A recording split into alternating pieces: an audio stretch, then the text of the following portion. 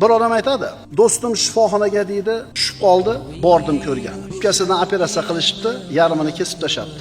Sigaretni uzoq yillar chekkan, o'pkani yarmi ketgan. Borib ziyoratiga kelsam, aytayapti, "Banisadan eson-omon chiqib olay, mana shu sigaret bilan bir qattiq hisobim bor." Lekin u kasal uni shifoxonadan sog'lom bo'lib tirik chiqishiga sabab bo'lmadi, o'lib qoldi. Ilmli odam edi, oliy ma'lumotli odam edi, lekin uzoq yillar davomida tamakini chekdi. Nima uchun tashlab olmadi? Irodasini quvvati yetmadi. Qachon o'sha irodani topdi o'zida? Qachon tashlayman bu sigaretni dedi?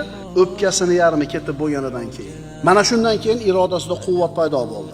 Fursat o'tib ketishidan avval topiladigan kuchli iroda bilan vaqt o'tib ketgandan keyin topiladigan kuchli irodaning o'rtasida katta farq bor. Qarilar biladi, yoshlikda mana qilish kerak ekan, chunki o'tib bo'ldi-da.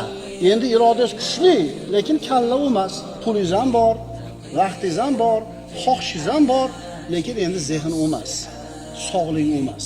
Fursat o'tib ketishidan avval topiladigan kuchli iroda bilan vaqt o'tib ketgandan keyin topiladigan kuchli iroda orasida farq bor.